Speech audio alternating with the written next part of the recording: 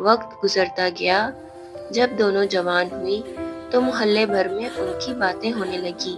لوگ اکثر کہتے، چھوٹی تو بہت حسین ہے، کسی رئیس گھرانے میں جائے گی، اور کوئی طنز کر دیتا، بڑی کی عقل اچھی ہے مگر رنگت میں قسمت کمزور لگتی ہے۔ عالیہ ہر بار چپ رہتی، مگر اس کے دل میں ایک کانٹا سا چبھتا۔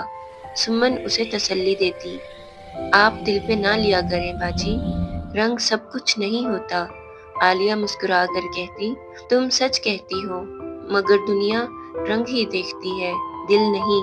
پھر رشتوں کا سلسلہ شروع ہوا، ایک کے بعد ایک رشتہ آتا، اور جب بھی لوگ دونوں بہنوں کو دیکھنے آتے تو نگاہیں سمن پر رک جاتی۔